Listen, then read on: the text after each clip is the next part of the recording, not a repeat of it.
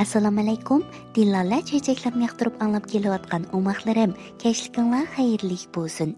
Bugun biz birlikda Adil Abdurahmon tog'a fanniy hikoyalardan Yumulmaydigan ko'z degan hikoyani anglaylik, ha? Hikoya Yumulmaydigan ko'z.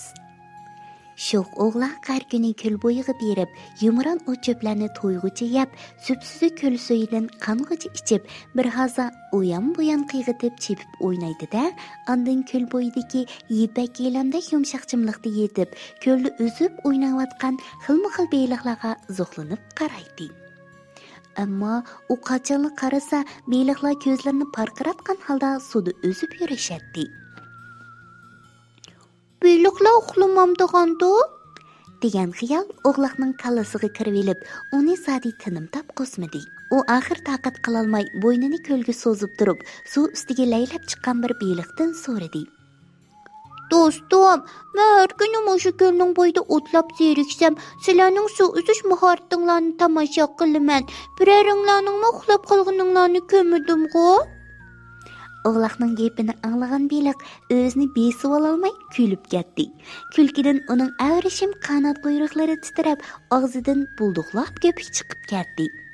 "Ajab kulib ketding-ku, do'stim", dedi o'g'loq ajablanganicha kichkina tuyuqi bilan amdil o'sib chiqqan bir tutam yumron qiyoqdek saqalni solab qo'yib. "Uxlaymiz", dedi beliq o'zini kulkidan aram besib, uyan-buyan o'sgan holda. "Undaqda qachonli qarasam ko'zinglar yumilmay poqirabli turdi-ku. Biz beliqlarning ko'zi tug'ilgandan tortib to o'lguncha ochiq turdi", dedi beliq uningga tushundirib. "Shundaqdimi biz har kuni ozroq vaqt chiqarib uxlab olamiz. Sana bizning uxlamagandek tuyulgani faqat ko'zimizning yumilmay ochiq turganligi. Undaq bo'lsa uxlaganda jim turmay uzib yuramsizlar?"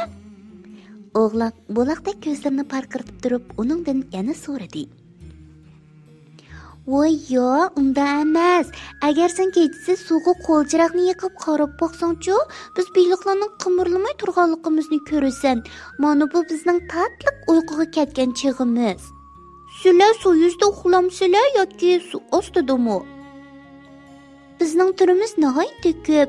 Shunga o'xshamagan beliqlarning uxlaydigan o'rnimizmi-chu o'xshash bo'lmaydi. Ba'zilarimiz yonchi etish oldida suvning tagida uxlaymiz, ba'zilarimiz o'choqlarning orasiga yoshirinib olib uxlaymiz. Lekin qara, ko'pchilarimiz-chu har qanday o'rinda uxlayveramiz. Agar qo'rsqimiz och bo'lsa, har qanday chog'da hushyor holatda turib, uyan-buyan uzib oziqliq tepib, qo'rsqimizni to'yg'izamiz. "Ha, mundoq-kanda", o'g'loq mamnun bo'lgan holda kichkina quyrug'ini polanglatib pising'ida kulib qo'ydi-da. "Rahmat senga do'stim beliq qiz. Uyga qaytib bo'lgandan keyin sizlarning qanday uxlaydiganliklaringizni do'stlarimga aytib beraman. Yana ko'rishguncha xayr xo'sh", deganicha tik-tik sakrab uyga qarab chepib ketdi. Omoqlarim, biz bu hikoyadan yangi bir bilimni o'rganib oldik-a? Bizmi o'g'loqqa o'xshash beliqlarning qanday uxlaydiganligini atrofimizga do'stlarimizga so'zlab beraylikmi? Undaqda Dilala hadanglarga agishib tuvandagi balalar qo'shqini o'rganinglarchi. Balalar qo'shqi Aqtash Ko'ktash. Aqtash Ko'ktash, daryo bo'yi suzuk tash.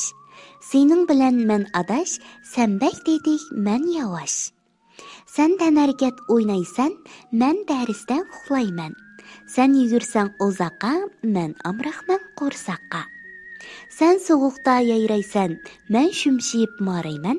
Tang bo'lsaqmi ikkimiz, ikki turli turqimiz.